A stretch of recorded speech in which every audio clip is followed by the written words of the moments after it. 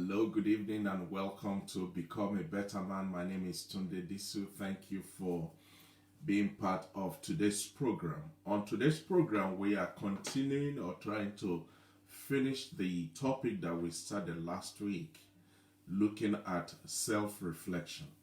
What with last week we looked at what is self-reflection, what it entails, the challenges that we face when we don't do self-reflection, when we don't look inward, when we don't consider our path, when we fail to reflect on ourselves. One of the things that is very common amongst us as human beings is that we're very quick at seeing the fault in others, the inadequacies in others, the challenges that other people are facing. But the reality is we are just as guilty as they are. If only we will stop and look in the mirror and speak to the man or the woman in that mirror and have a conversation with ourselves and negotiate and dialogue with ourselves, we will begin to see that some of the things that we're seeing in other people, they are abundantly present in us. And unless we take time to reflect, to stop, to question ourselves, to ask questions that maybe we don't want to answer, but yet we have to ask them. Until we do those things, we will not even know where we are on the journey of life. So last week we looked at what is self-reflection, and we said self-reflection is taking the time, is stopping yourself in the midst of the busyness of everything. It's taking the time to think about, to meditate on, to evaluate and give serious thought to your behaviors, to your thoughts, to your attitudes, to your motivations, and to your desires. Everything about you that originates from the inside of you. During self-reflection, those are the things you need to think about, to talk to yourself about, to ponder, to examine, to challenge yourself about.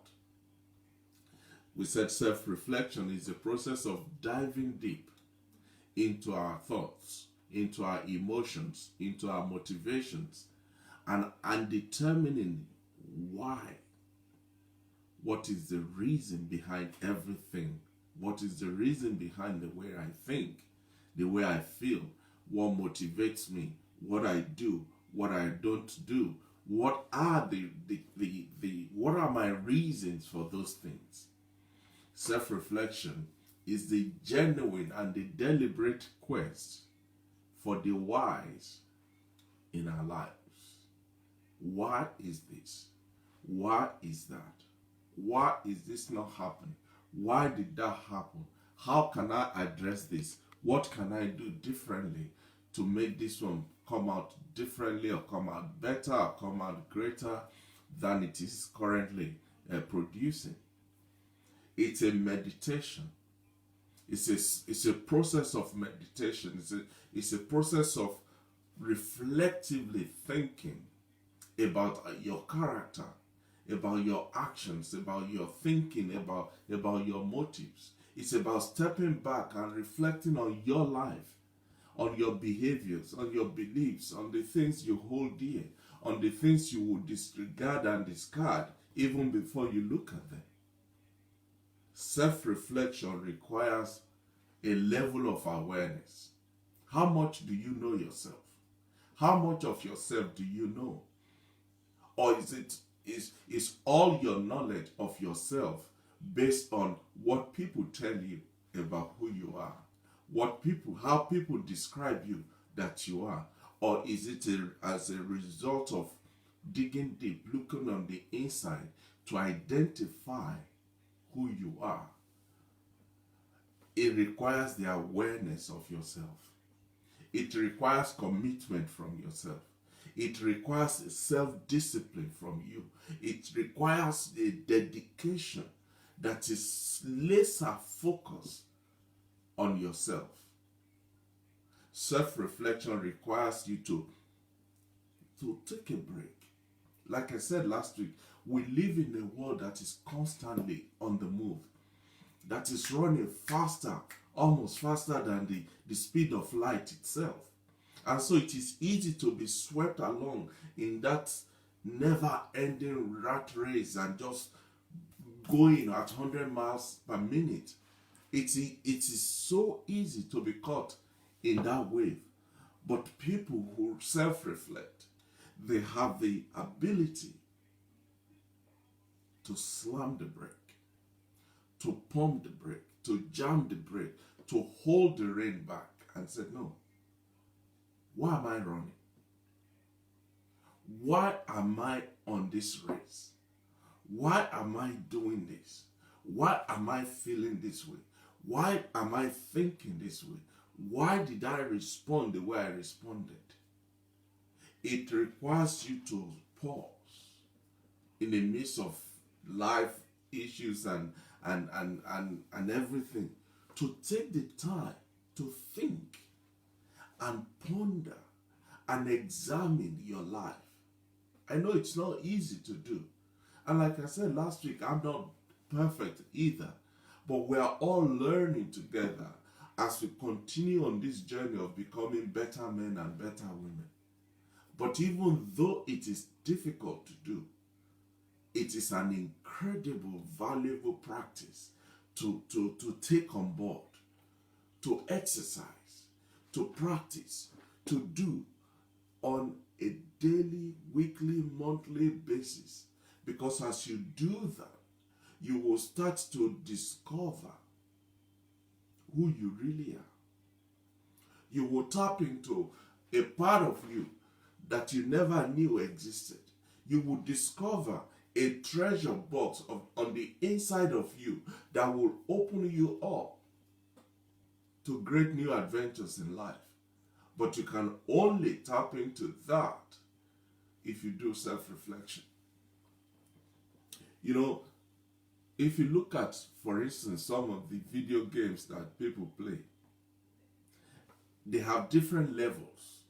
In order to get to the next level, you have to go through some trials and overcome some hurdles and obstacles and this and that. That is what self-reflection is.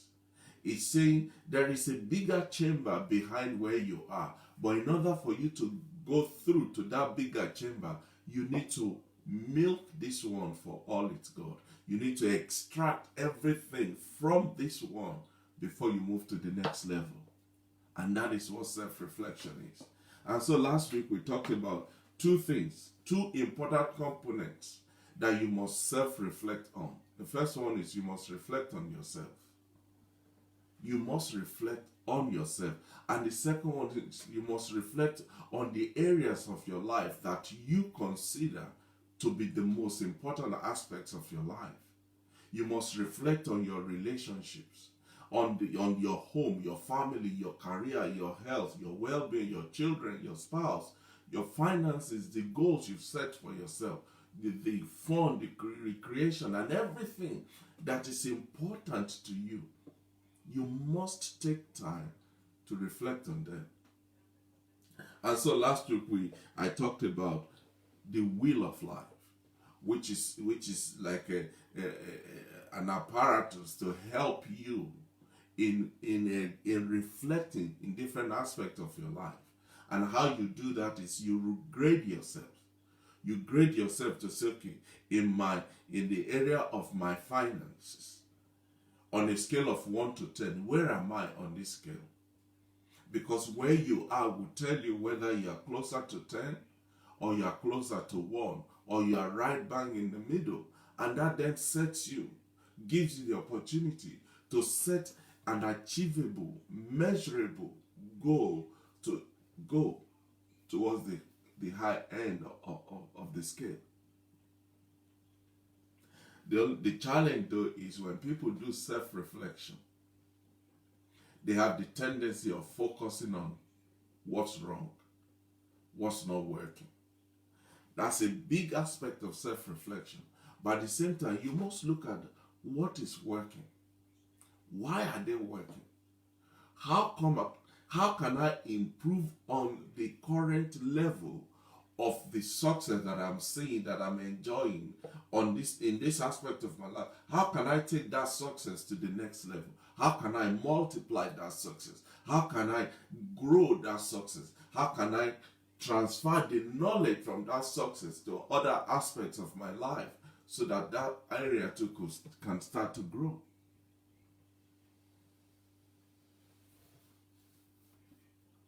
Self-reflection. It is a critical aspect of life. In fact, when you look back at some of the early philosophers like Aristotle and Socrates, they all talked about the importance of self-reflection. That you ponder, you reflect on yourself and find out who you are. Not what somebody said you are, but who really are you? I said last week that when you look in the mirror, when you look at the mirror in your bathroom or from your handbag or on the street or wherever, when you look at the mirror, I know we have this notion in our heads that we're looking at the mirror to see how beautiful we are, or how handsome we are, or how that suit sits well on your shoulders, or the wig is perfect on your head, and the makeup is well laid out, and the colors are not clashing and all of that. But the reality is, the main reason we look at ourselves in the mirror is to see what is not right. Is to identify where the wrinkle is to locate where the colors are clashing, and where the face is not representing what is going on in the mind and all of that, so that you can make adjustments. Well, if we do that with our natural, our physical and external self, why can't we do the same with the real core of who you are? And in order to do that, the way to do that, to look in the mirror of the real you, is through this topic that we've been looking at since last week. By self-reflecting, by self-auditing, by self-challenging and self-querying and self-examination. Self-reflection. It's so important. It is absolutely important. And we're going to cover some aspects of it today. The importance or the benefits of doing self-reflection. When you reflect on yourself, when you think into yourself, when you dive deep and dig deep into yourself, you start to identify a lot of things about you that you probably never knew was there, or you knew was there but you didn't know what to do with it, or some of the beliefs that you have held so tightly over the years, only to realize that those beliefs are actually the stumbling blocks that are tripping you from making progress. They have become powers and principalities that are holding you back from being everything that you could be. But you will not identify those things until you start to dissect yourself, to open yourself up, to talk to yourself. Like I said last week, one of the best things you can do is to talk to yourself. Talk to yourself. I know the society we live in thinks if you're talking to yourself, they think something is wrong with you. No. There's nothing wrong with you. You talk to your car. You talk to the traffic light.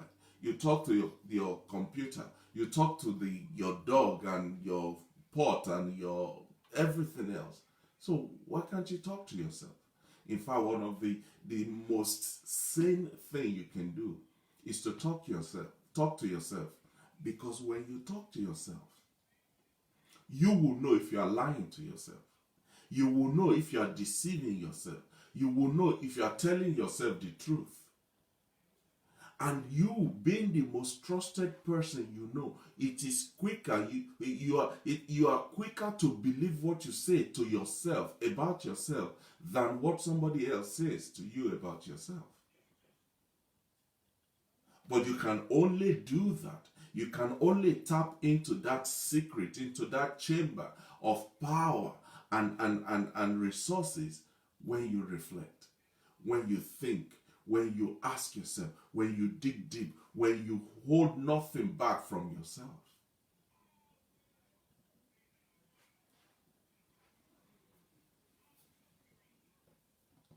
When do you do self-reflection? When is the best time to do self-reflection? When is the right time to do self-reflection? The truth is, there is no fixed time. There is no best time, because what works for you may not work for me. How you feel may be different from the way I feel. What you're looking for is different from what I'm looking for. So we can't be digging in the same hole. We can't be pursuing it the same way when our destinations are different. But the more you can the more you can reflect on yourself, the more you can do self-reflection and take it up as a habit, and it becomes part of your life routine, the greater the impact to be, because you will discover that the deeper you dig into yourself, the more you reveal, and the more you want to know more. The more you reflect in yourself, the more self-reflection you do, the more you will discover the treasure that is hidden behind this shirt. And the more you discover that, the more hunger you become, the more thirsty you become to see more, to know more, to find out more. And so it continues, and the more you do that, the better you become, both to yourself and to the entire world. So, when is the best time to reflect? You identify what works for you, what time works for you. Find out, try different types, examine different ways, and then I come down to, this is the best time for me to do my self-reflection. This is the best place for me to really speak to myself, to look into my own mirror and see what is in there. Now, just for the sake of this program, I'll give you a few times or few events or places or instances when people do self-reflection. The first one is, a lot of people, many people in fact, do self-reflection on the 1st of January. That is why New Year resolution is so paramount, so common, has become a tradition. The reason a lot of people talk about New Year resolution is not because it's the beginning of a new year, but rather it is because it's a reminder. It sets a reminder to say, that year is gone. We are now into a new one. What are you going to do? What have you done? And so a lot of people use New Year, even though they're not calling it self-reflection, they actually do use New Year as a time to reflect, to readjust their priorities, to set new goals and pursue new dreams and examine new ways of being, of doing. And that is why, for instance, the month of January, February, and maybe March are the busiest months in the gym. That's when gym operators make a lot of money, because a lot of people suddenly said, my New Year resolution is to go to the gym twice a week. And so they pay for 1 year membership. And after 2-3 weeks, other things come up and they don't go. And the funds they pay is not refundable. So a lot of people do their reflection in the new year. It's a great time to reflect, because 1 year has just passed. Another year, a brand new one is about to start or has just started. It's a good time for you to look back at the year that just passed and ask yourself, what did I do in 2019?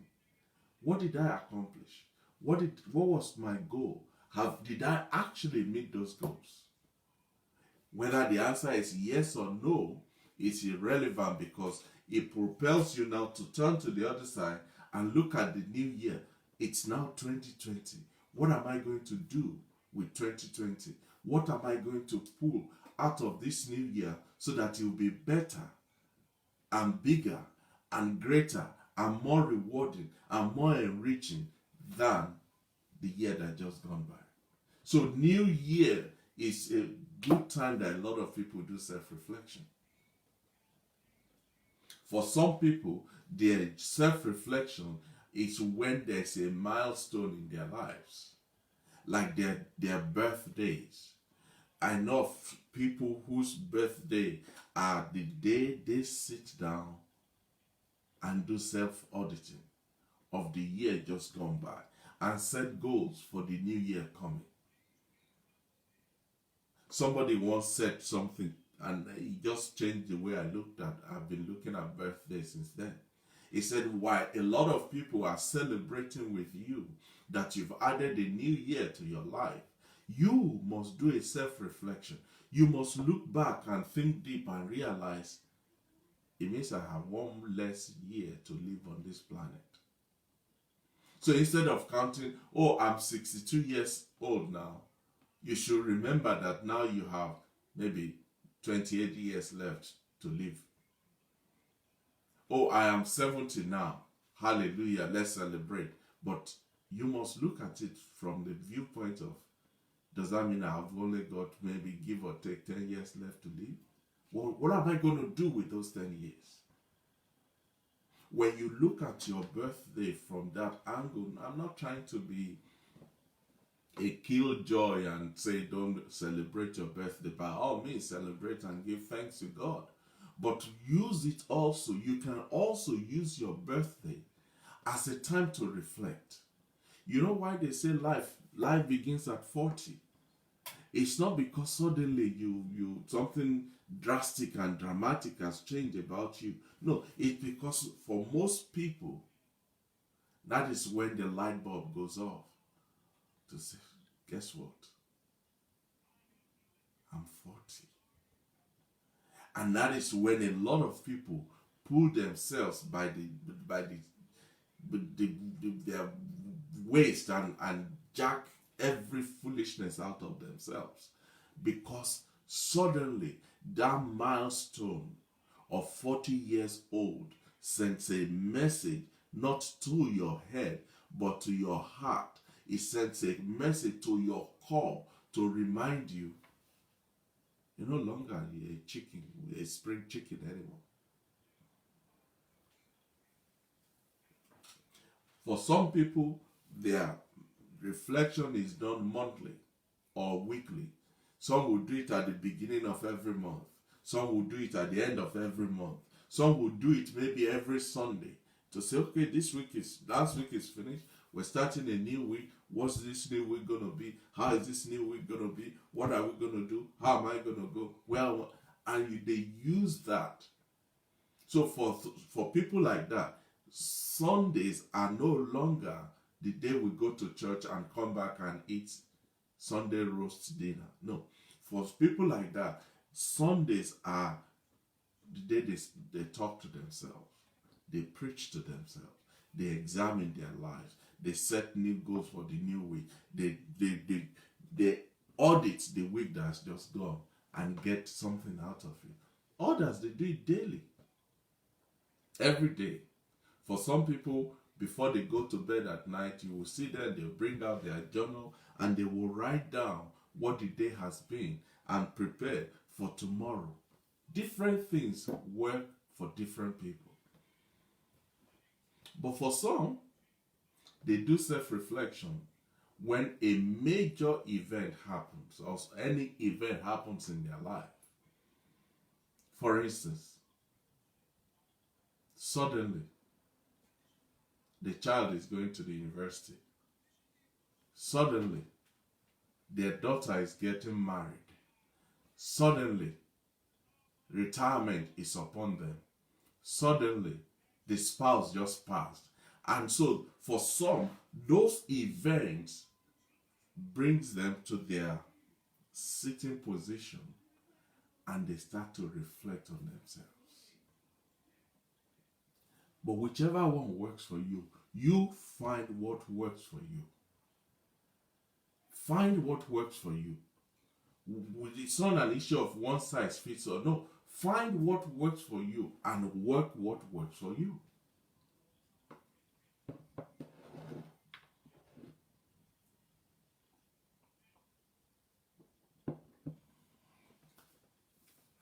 I hope this is helping somebody. I hope somebody is getting something out of this. I hope somebody out there is using this time to reflect, to ask questions, to think, to challenge themselves, to aspire to be better, to look for ways and means and avenue to become better men and better women. So quickly, let's look at some of the benefits of self-reflection. Because like I said, it is very daunting. It is very challenging. That's why a lot of us don't do it. Because we're too scared to face the reality of our lives. We're too scared to ask ourselves some of the questions that we will see as we go along tonight. About yourself, about your life, about your thoughts, about your motives, about your actions, about your beliefs.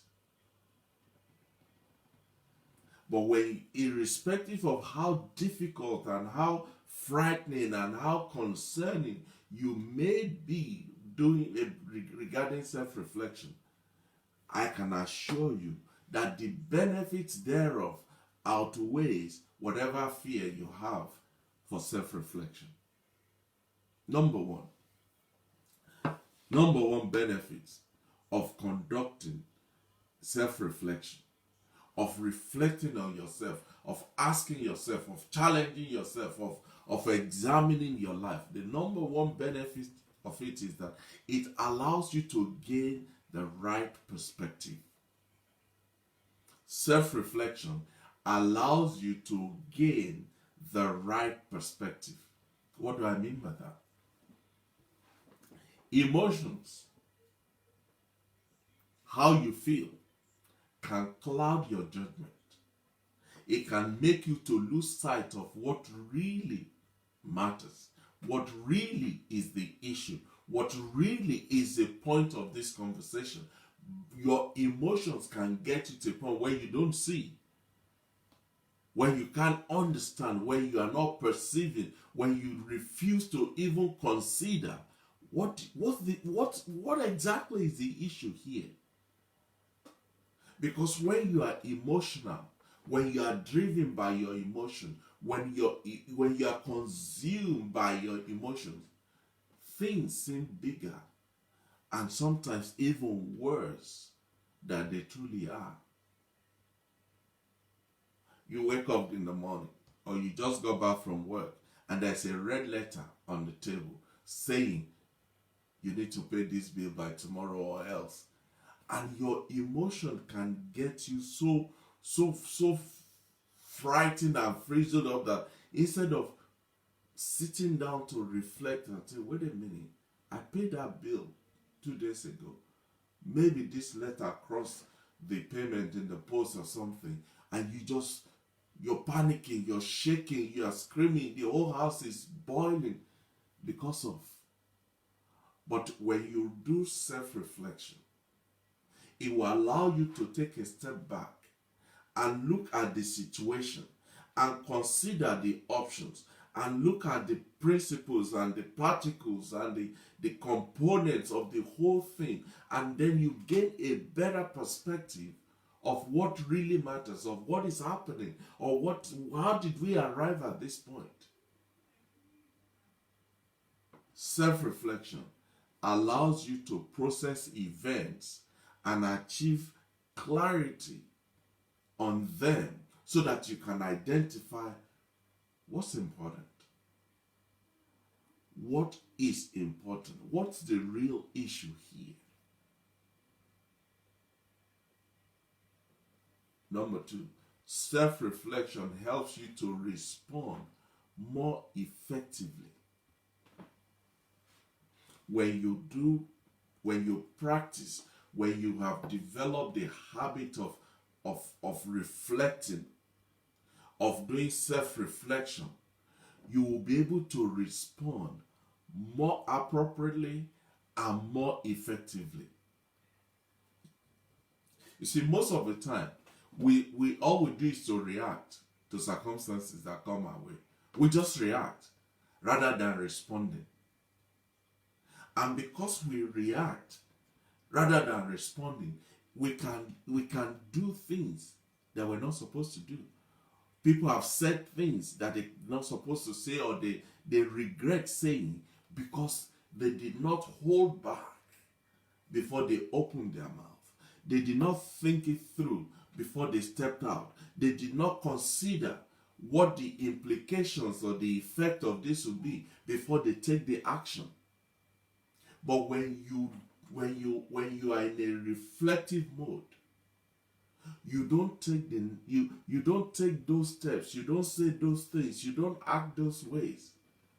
You consider, you program, you process, you examine your actions, you watch your words, you measure your tone, you hold yourself a certain way, you relate and react to certain things in a different way.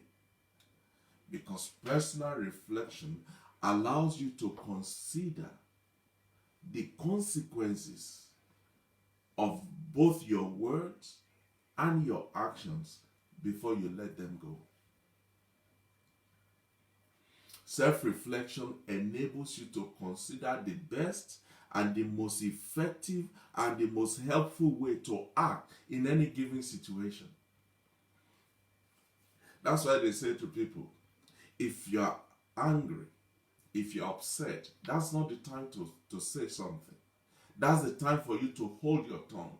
Count 1 to 10, then count 10 to 1, and count 1 to 10, and then count 10 to 1. And as you're doing that, you're giving yourself the time, the space, and the freedom to not react, but to respond. But you can only do that if you can self-reflect. Self-reflection, number 3, promotes learning and understanding. When you self-reflect, it promotes learning and understanding. The reason I say that is because when you go through life without pausing, without holding, without stopping, without considering, without pondering your path, you don't learn anything. You don't gain anything. You just run through life like a runaway train, and another day is over. Then tomorrow you're up again, you're gone, and then you're back. You are simply moving from one event to another, from one thing to the next, from one person to the other, and you just going through the motion without taking a pause, without holding back, without stopping yourself and ask yourself some valuable questions so that you can learn from your life, from the experiences that life is exposing you to. But when you do self-reflection, it enables you to evaluate and to process what you've experienced. Why did that happen? How come I didn't see that coming? Why did I respond the way I responded? What I said to that person, was that the right thing to have been said? Is that the right place to have said that? It allows you to think deeply and ponder the meaning of the circumstances in your life and the amount of emotions that you channel towards it, and the motivation behind what you do and why you do them. Self-reflection gives you an holistic, integrated, and healthy life, an opportunity to learn from circumstances, to understand why, and so prevent them from happening next time or increase the chances of them happening next time.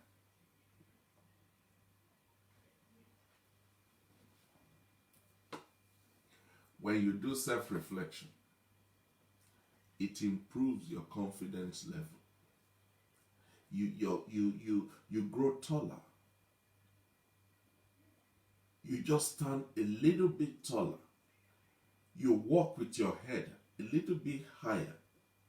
There is a feeling of not arrogance but confidence about you when you do self-reflection. Because when you reflect on things, when you reflect on circumstances, when you reflect on people, when you reflect on yourself, you gain a better understanding of what is working, what's not working, why it's working, why it's not working, where to apply it, and where not to apply it. All of that put together makes you a better person. It helps your decision-making process. It helps you to become a better, faster, and more accurate decision maker. And because of that, you have more confidence in yourself. You're building, you are increasing, you are raising your confidence level. And so you are able to do more, to attempt more, to approach more, to examine more. It's like public speaking. When you start, it's like, oh, I'm not sure. Maybe I shouldn't say that. And then as you practice, your confidence level is building, is growing, it's increasing. Now you can stand in front of the whole Old Trafford Stadium, just do what you want to do, say what you want to say, because your confidence level has built to that. But you can only do that because you reflect on yourself, which gives you a better understanding of this is what works, this is what's not working. So you stick to what is working while you try to improve what is not working. And together, the two pulled together raises your confident level. Self-reflection will also help you. Another benefit of self-reflection is that it helps you to challenge your assumptions, your beliefs, your doctrines, your habit, your mannerism, your thought process. I was saying last week that Dr. Gertrude Goshmedian asked a question. He said, why do you think the way you think? Self-reflection helps you to confront your assumptions. What you believe to be true is not always completely true. There was a time when the whole world believed that the world is flat. And so if you walk and travel to so far, you fall over at the end of it. And then that assumption was defeated when somebody said, actually, no, if you start from here and you go around, you come back to the same place you started from. And they say, oh, now the world is round. One of the best ways to tackle your limiting belief is to step back and debate with yourself and challenge the validity of the things that you believe and question why you believe those things. One of the reasons why racial discrimination and any other discrimination and any other kind of this type of character and behaviors will remain forever is simply because of this. Some people who are that way inclined, they have not had a moment of reflecting within themselves to say, wait a minute, What makes you think you are better than this person? Why do you think this person is not as good as you are? Because of, because of, because of, because of. And then tomorrow, you need a heart transplant. That same person is the one donating his or her kidney.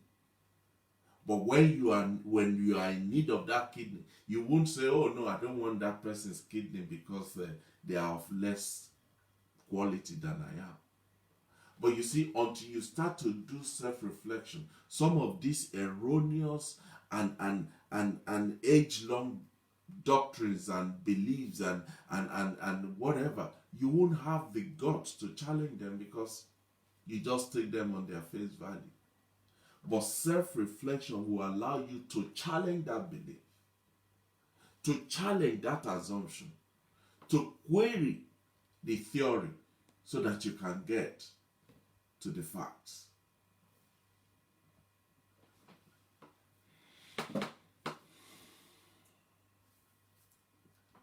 Self-reflection.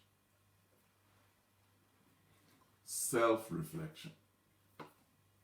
What are some of the questions you should ask yourself during this process of self-reflecting? Because, like I said, to do self-reflection is not a child's play. Because you and I both know there are certain things you would rather not ask or say.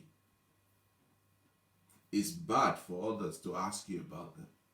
But when you are asking yourself, when you are dealing with yourself, when you are querying yourself, when you are challenging your own belief, some of these are like, oh no, let's leave that one in the closet. Now, self-reflection is not a time, it's not an avenue, it should not be seen as an opportunity to beat yourself up, to condemn yourself, to talk ugly and talk down about yourself, to regret every aspect of your life. That's not the purpose of self-reflection. Self-reflection it's a time for self-auditing. It's a time to tell yourself the truth. It's a time to read your own life report. This is your life, Tunde, or whatever your name is. So self-reflection time, there are some deep questions you need to ask yourself and be truthful in answering them, because if you lie, you will know that you're lying to yourself. Quickly, let's look at some of these questions. Questions like, who am I? Really, forget about all this drama. Who am I? Really, who am I? What keeps me awake at night? What are some of the worries that I have in my life, especially about my future? What are those worries? If this is the last day of my life here on earth, would I have the same plan that I have now? Should I, if I know at the beginning of the day that this is the last day of my existence here, will I have done, will I have planned, will I have encountered, will I have spoken everything I've done today, or will I have done it differently? What am I afraid of?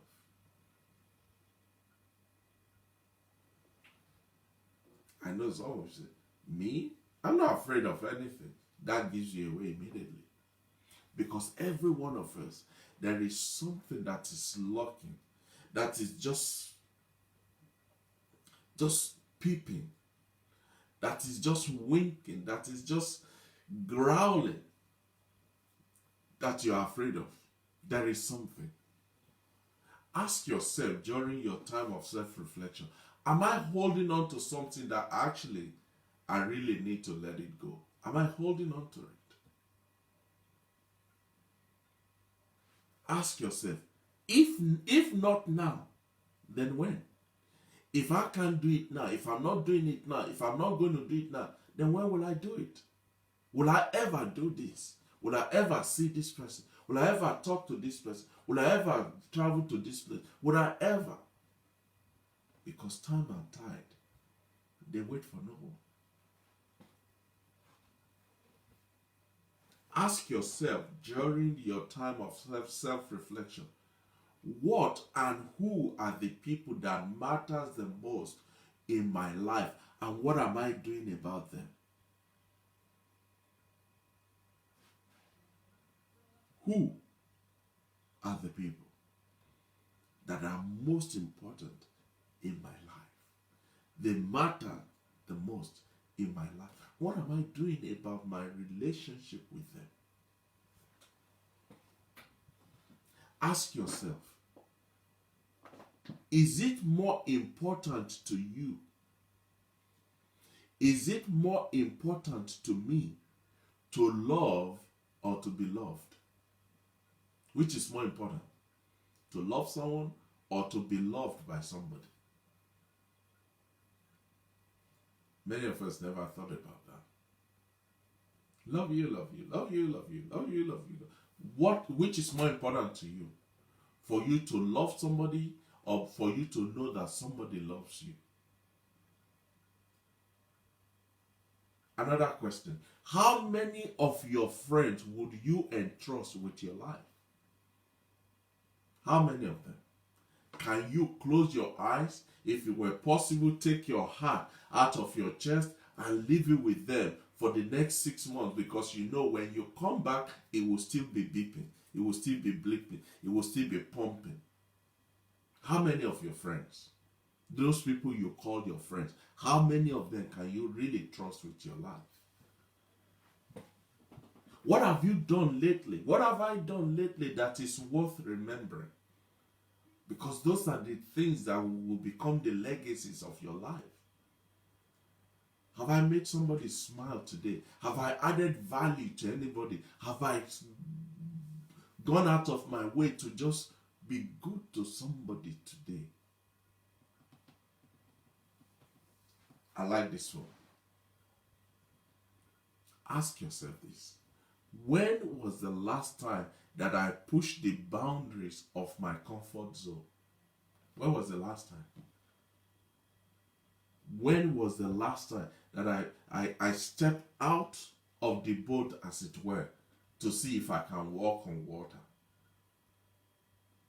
If I have the opportunity right now to give one advice to a newborn child, what would that advice be?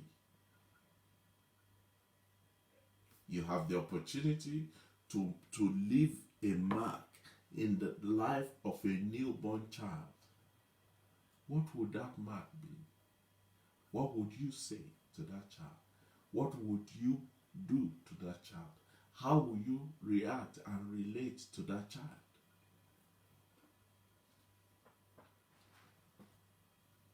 How should I live knowing that one day I'm going to die? How should I live?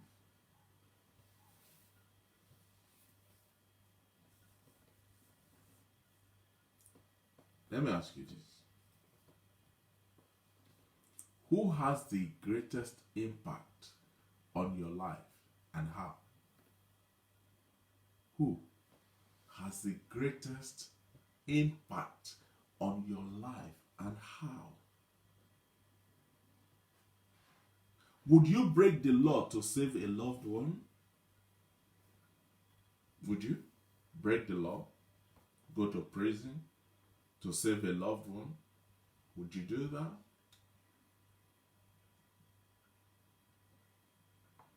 What do I want most in life?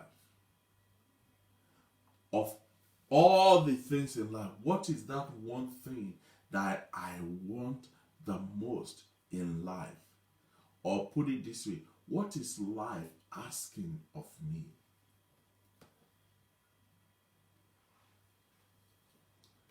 Challenge yourself with these questions. Challenge yourself with these questions, because as difficult to answer as some of them may sound, they are the keys to unlock that your next level, that your next experience, that your next adventure, that next opportunity These are some of the questions that you need to ask, you need to answer sincerely in order for you to get to that next level. Ask yourself, which is worse for me? To try and fail or to never try at all? Which is worse? Then on top of that, ask yourself, if I try to fail and by chance I succeeded, what have I done? Have I failed or have I succeeded? What have I done? Ask yourself this last one. When it is all said and done, when the cows have come home and the chicken have gone to bed and the cats are away and the dogs are snoring, and when it is all said and done, what will I have said more than what I have done? What will I have said? Talk, and not do anything about it. What will it be? What will it be? If you want those questions, just drop me an email. I'll send them to you. There are so many, I just pick at random different ones. If self-reflection is not a regular part of your life and my life, right now, this program is a wake-up call for all of us. It's a wake-up call for each and every one of us to say, wake up and smell the coffee. It's time for us to take back our lives, to take back our existence, to take a step back, to get off that treadmill of going nowhere but going at 100 miles per second. It's time for you to hold the reins and pull the reins and say, woohoo, hold on. Now, there is no right way or wrong way, like I've said, of doing self-reflection. It is what works for you. There is no one size fits all in self-reflection, because there is no one size fits all when it comes to life issues. You find what works for you and stick with it and work with it. As I close, not many of us live the life that we've always wished for, the life we've always wanted, the life we've always dreamt about, the life we long for. Many of us are not living those lives. We give up on those dreams and those goals and those lives as soon as we encounter one small problem or one small setback or one small issue. We throw our hands in the air and say, I surrender. Do you know why many people do that? It's because they don't believe in themselves. And you know why many people don't believe in themselves? It's because they lack the discipline and the consistency and the habit of self-reflection. Because the more you reflect on yourself, the more you discover about yourself, the more your confidence level is growing, the more your knowledge of yourself is building. So when challenges come, when the issues of life come knocking on your door, you know this one is another one that is going to get whooped, rather than you throwing it at the towel. I like what Brad Henry said. He said, believe in yourself and the rest will fall into place. Have faith in your own abilities. Work hard and you will be unstoppable. There will be nothing that you cannot accomplish. Believe in yourself. One of the things I like about Americans, especially in athletics, is, for instance, during Olympics or things like that, and they interview an American athlete, they will tell you, this is my race. I'm here today to take home the gold. That's the only reason I'm here. Now, for some of us, that sounds like he's just boasting. No, he's not boasting. He believes in himself. Now, does that mean he will win? No. But as far as he's concerned, he believes in his or her, he or she believes in his or her ability to do it. But you ask other countries, well, we shall see. We tried 3 years ago and then we try again and we'll see what happened this year. Because if you look at that man there, he's the fastest runner this year, and that lady there, and they talk themselves out of the competition even before the first whistle is blown. This is my personal opinion. I personally believe that most of the people that Mike Tyson defeated in his days, they have the ability to beat Mike Tyson, to defeat Mike Tyson, to knock him out. But his presence made them doubt their own ability.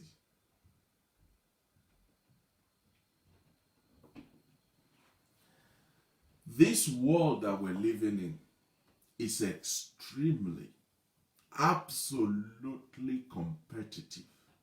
It is agonizingly challenging. And so it is easy for people who are living in it, who are facing this cutthroat competition and are battling with these uphill tasks every day. It's easy for us to start doubting ourselves, to start questioning our own abilities, to wonder whether we have what it takes. And in most cases, to submit to failure or average. But the truth is, none of us will go through life without experiencing one form of failure or another in one thing or another. But failure is not the end. Failure must not be the end. You must get back up. You must shake off the dust. You must stretch yourself and have a go at it again. You must dig deep and find within yourself the strength, the courage, the encouragement, the upliftment, the ability, the capacity to go again and again and again and again and again. And you can only do that. You can only find those strength, that capacity, that ability when you do self-reflection. And then boom, victory is yours. Victory is yours. But you have to do. You have to examine. You have to check. You have to question. You have to ask. You have to grind your teeth as you answer those questions that like a big punch on your face and a big blow to your belly. But yet you know, if I can just be honest with myself and answer this question, it will help me to become a better man and a better woman.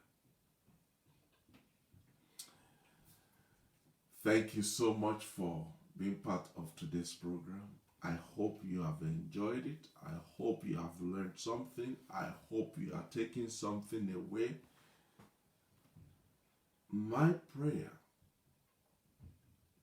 which is the whole essence of this platform, is that every week we learn something new, we become something new, we grow something new, we achieve something new in this journey of becoming better men and better women. Please, if you've not shared this program tonight, just click the share button, send it to somebody, talk to somebody about it, and I'll see you again next week. God bless you.